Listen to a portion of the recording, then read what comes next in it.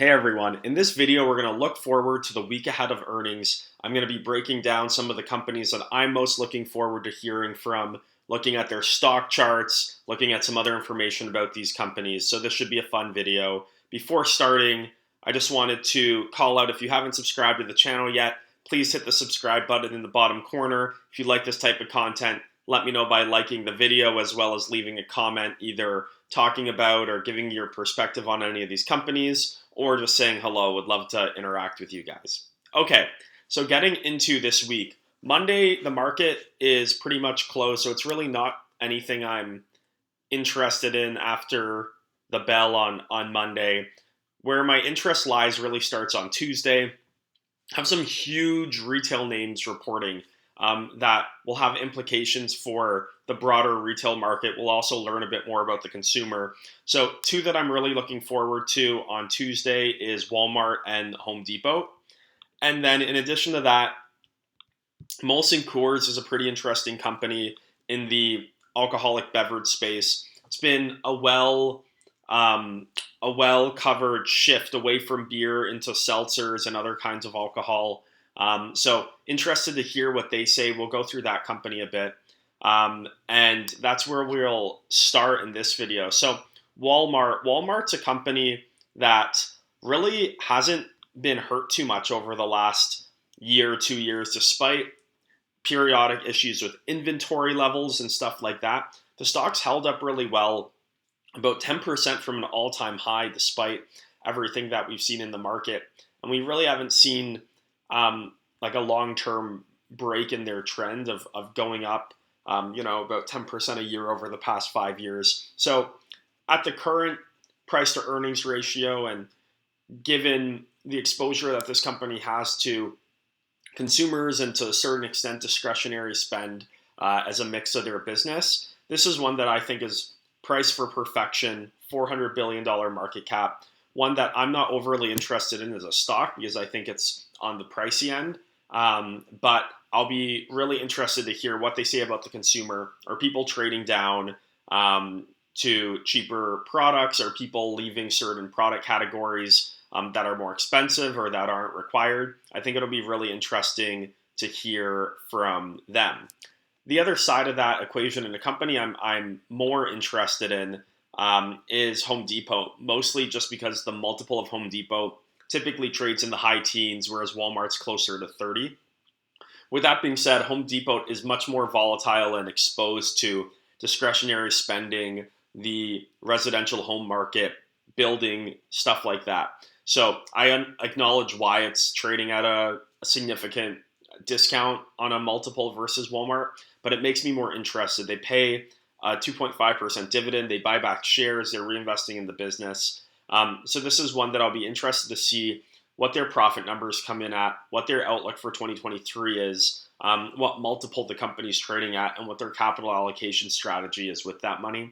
So I'll be more interested in Home Depot from an investor standpoint, whereas on Walmart, I just want to learn more a bit about the consumer. And then last but not least for Tuesday, Molson Coors is a company. It's trading at about 10 billion US, trades at, their earnings are a bit all over the place, but let's call it 20 times earnings, and they pay a 3% dividend. If we look at some of their investor day slides from their last quarterly report, they talk a lot about big strategic shifts that they're doing, how they're, making big decisions on where and how they spend their marketing dollars. So they call out they plan on spending less in Q4. Also, some pretty bullish expectations in certain markets on the World Cup and what that will do to their run rate on their business in certain areas where they launch more heavily. They also, and for those of you who don't know Molson Coors, they own all the brands on the page in addition to a lot more. So they're primarily a beer company, but they have been dabbling into seltzers and stuff like that. But it's really been a big issue or something that's been over their head for a while in terms of seltzers picking up steam. Anyway, they are just a business that's kind of been trying to catch themselves, and I'm just trying to find a particular slide here. But they've just been trying to catch up with themselves in terms of different shifts they're making on the business, trying to pivot away from beer, trying to pivot towards premiumization within beer. They've had some struggles there. But all in all, this is a really interesting business to me, not because it's one that I think trades cheap enough necessarily to invest in or is a big investment opportunity, but I just find this space really interesting and how they're navigating out of it given the macro trends impacting their business. I find interesting as well. So I think one of their big issues is they have had a lot of debt in prior years. You can kind of see here 4x debt to EBITDA, which is higher than you want. And now as interest rates have gone up, that's just been another barrier for them to overcome. So after investing in the business, which was critical for them given the fact they're behind the eight ball a bit in terms of their exposure, not well positioned for growth since they're so heavily reliant on beer. That's definitely number one priority, but they need to do that while still reducing their debt levels, or that's just going to continue to take a bigger and bigger bite out of their profit pool as their net interest rates go up. So lots of those are important. And then thirdly, they are paying a dividend and doing share repurchases. Honestly, as if I was invested in this company, I would rather them just be reducing their debt before returning shareholder value through repurchases. Keep the dividend, that's fine. But they have a lot to do in the first two buckets here that I don't think they should be focused on repurchases at this point. At the end of the day, owning a bigger part of a company is great if the company is doing well and striving, but owning a larger percentage of a company that's in secular decline, is losing market share and stuff like that, it doesn't really hold value. So I'd rather them worry about the core operations of the business more than returning capital to shareholders. But, not my problem. I don't own the company. Just my thoughts on the company from a million miles away. Okay, going on to Wednesday. On Wednesday, lots of companies, I'm sure lots of people will be interested in NVIDIA, stocks like that. The one that I'm actually interested in is TJX. So TJX, if you look at their stock over the last 5 years, they've done really well.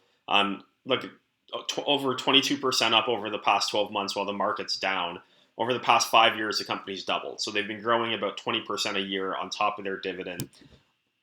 During the pandemic and stuff like that, I think they got the benefit of the doubt of a lot of inventory and stuff like that from stores that couldn't sell through or were shutting down, whatever it may be in the retail space.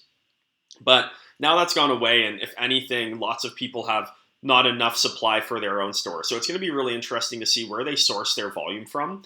And then similar to Walmart, this is a company that's really exposed to like middle class America. So it'll be really interesting to see their sentiment around the consumer. If people are having larger baskets, are they getting more consumers from more like sourcing from more premium outlets and malls going into TJX? Or are they going to see some impact of just their core consumers buying less? I think it's just going to be a really interesting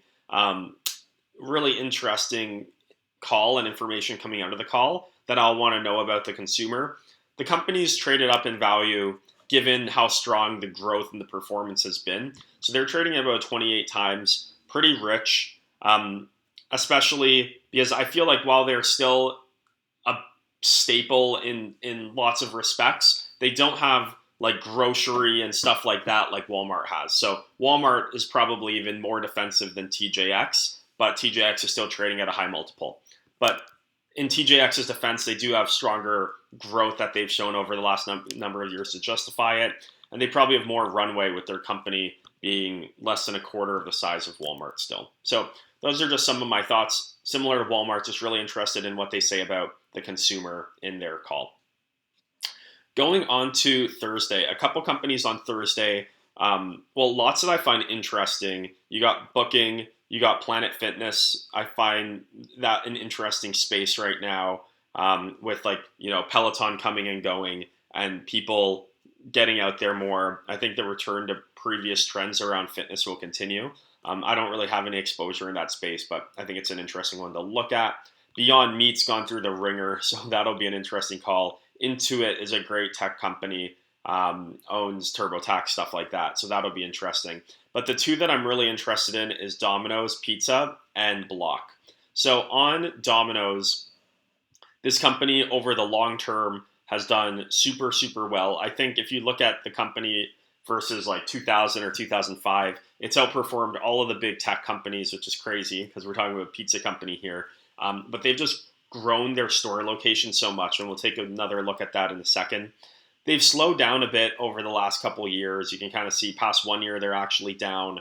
I saw them, or I was looking at them really deeply when they were down around 315, 320, decided not to pull the trigger. I just stayed with the companies that I had. At the end of the day, the company doesn't trade at a cheap multiple. When I was looking at it, I think it was like a 23 and a half or something like that.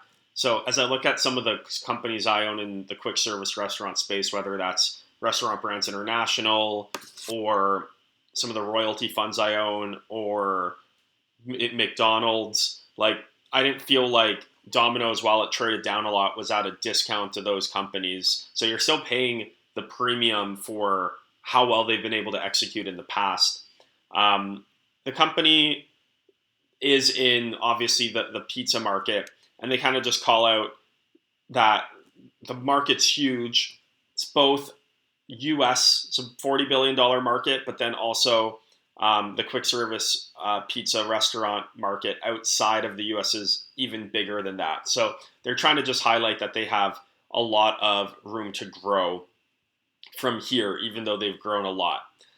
I just want to take a look at their store count. You can kind of see how many stores they have. They're in over 90 markets, almost 20,000 locations, and the growth of their stores have been very, very strong.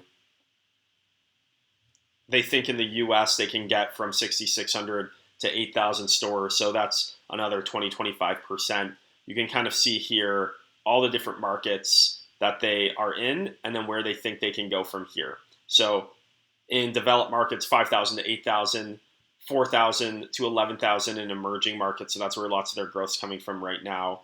But they're really focused on really driving that store count up because every store that opens up is an incremental profit center. And as long as they have the four doors economics for store openings to make sense to new franchisees, they've kind of cracked the hard part of the model. Now they just have to scale it. So that's what they're really working on doing. I think they have, so this is, at the end of the day, like I was just saying, if the economics of opening a store for the franchisee are attractive, then it'll just flow through with time. There will be more demand to open up franchisees in more places in more countries. So you can kind of see here, average US store is making about $175,000 in profit. And I'm not exactly sure, because I'm not an investor in the company, the cost to open up a location. But I feel like that's a pretty quick payback period.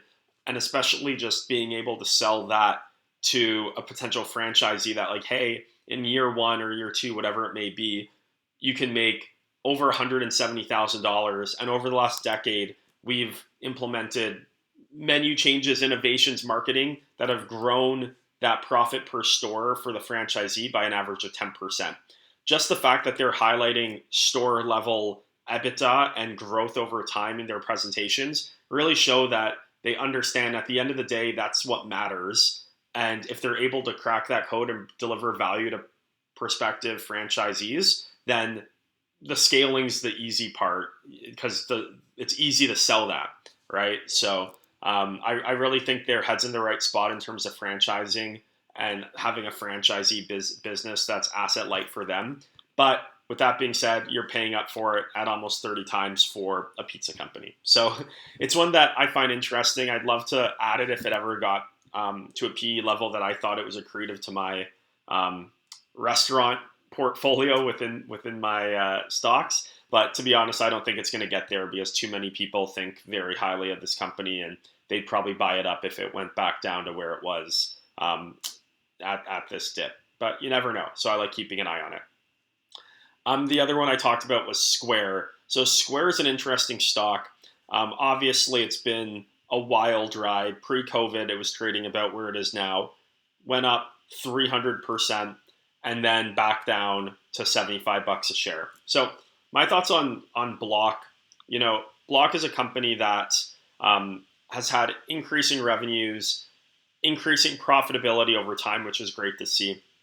Gross profit, sorry, of about $750 million on both their Cash App and their Square business. And on that, you can kind of see they're starting to make higher and higher EBITDA margins, but their net income is still down. So what I'm really looking to see is net income growth. I don't mind like 15 million, zero, whatever, break even business as they scale the business on revenue and get these numbers positive. But I hate to see these quarters that they're losing hundreds of millions of dollars, especially in the environment we're in today.